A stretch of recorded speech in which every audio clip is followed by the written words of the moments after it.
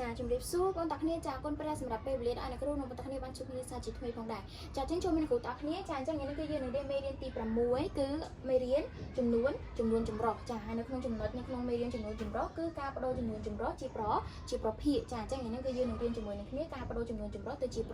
ប្រភេទចាប៉ុន្តែមុននឹងបដូរចំនួនចម្រុះទៅជាប្រភេទអ្នកគ្រូចង់ឲ្យទាំងគ្នាស្គាល់ចំនួនចម្រុះសិនចាអញ្ចឹងចំនួនចម្រុះអ្នកខ្លះក៏គាត់ឆ្ងល់ថាអីទៅដែលជាចំនួនចម្រុះមែនទេហើយចំនួនចម្រុះមានលេខអីគេខ្លះបានគេហៅថាវាជាចំនួនចម្រុះអញ្ចឹងចំនួនចម្រុះគឺអ្នកគ្រូនឹងមកប្រាប់បងប្អូនគ្នាចានៅខាងនេះគឺគេហៅថាចំនួនគត់ចាហើយនៅផ្នែកខាងនេះគឺគេហៅថាវាជាប្រភេទចាអញ្ចឹងចំនួនចម្រុះគឺវាមានចំនួនគត់ផងហើយវាមានប្រភេទផងមកគេហៅវាថាជាចំនួនចម្រុះចាឥឡូវមកចូលមកដល់ក្នុងប្រមាណវិធីដែលអ្នកគ្រូនឹងមកប្រាប់បងប្អូនគ្នាការបដូរចំនួនចម្រុះទៅជាប្រភេទចាអញ្ចឹងដើម្បីបដូរចំនួនចម្រុះទៅជាប្រភេទបានបងប្អូនគ្នាត្រូវយកចាភិបែងចាគុណជាមួយនឹងចំនួនគត់រួចយើងបូកជាមួយនឹងភាគយកចាគឺយើងយកភាគបែងនេះចាគុណជាមួយនឹងចំនួនគត់រួចយើងធ្វើការបូកវាជាមួយនឹងភាគយកចាឥឡូវមកធ្វើការកណនីមួយអ្នកគ្រូទាំងអស់គ្នាចាមិនយើងយកអីគេចាភាគបែងគុណជាមួយនឹងចំនួនគត់ចាអញ្ចឹងយើងដាក់មក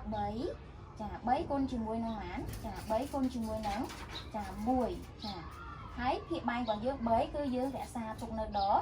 ដែលចាអញ្ចឹងធ្វើការកណនីមួយអ្នកគ្រូមកចាគឺ3គុណជាមួយនឹង1គឺយើងបាន3ដដែលភាគបែងយើងរក្សាទុកនៅដដែលដូចគ្នាចាអញ្ចឹងយើងបានលេខនេះហើយចាអញ្ចឹងមិញយើងធ្វើអីគេទៀតចាយើងយកចម្លើយនេះគឺយើងយកមកបូកជាមួយនឹងភាគយកនេះចាអញ្ចឹងភាគយករបស់យើងគឺប៉ុន្មានចាយើងដាក់បូក2ប៉ុន្មាន2ភាគចា2ភាគ3ចាអញ្ចឹងស្មើប៉ុន្មានបូកមួយអ្នកគ្រូទាំងអស់គ្នា3បូកជាមួយនឹង2គឺយើងបានចាគឺយើងបាន5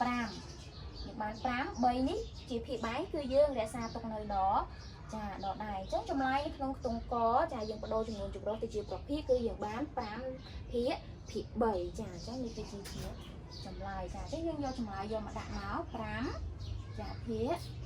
3ចាឥឡូវយើងចូលទៅដល់ខ្ទង់ខចាអញ្ចឹងខ្ទង់ខគឺដូចគ្នាមែនទេចាគឺយើងដូចគ្នាគឺយើងយកភាគបែងចាគុណជាមួយនឹងចំនួនគត់រួចយើងបូកជាមួយនឹងភាគយកចាឥឡូវយើងគិតមួយអ្នកគ្រូចាអញ្ចឹងយើងយក5នេះគុណជាមួយនឹងចាយើងយក5គុណជាមួយនឹង4ដែលជាចំនួនគត់ចាអញ្ចឹងយើងយក5គុណជាមួយនឹង4ភាគបែង5រក្សាទុកនៅដដែលចាឥឡូវ5គុណជាមួយនឹង4ស្មើប៉ុន្មានបងប្អូនគ្នាចាល្អគឺស្មើ20ចាអញ្ចឹងគឺយើងដាក់20ភាគបែងរបស់យើង5រក្សាទុកនៅដដែលចាធ្វើគេទៀតបងប្អូនគ្នាចាគឺយើងយកបូកជាមួយនឹងភាគយកចាអញ្ចឹងភាគយករបស់យើងប៉ុន្មានគឺ3ចា3ភាគប៉ុន្មានភាគ5ចាអញ្ចឹងយើងធ្វើការបូកបញ្ចូលគ្នា20បូកជាមួយនឹង3ចាស្មើនឹង23ចាគឺស្មើ23ភាគបែងរបស់យើង5រក្សាទុកនៅដដែលចាអញ្ចឹងចម្លើយរបស់យើងនៅក្នុងខ្ទង់ខគឺស្មើប៉ុន្មានចា23លើ5ចាអញ្ចឹងយើងយកចម្លើយយកមកដាក់23ចាភាគ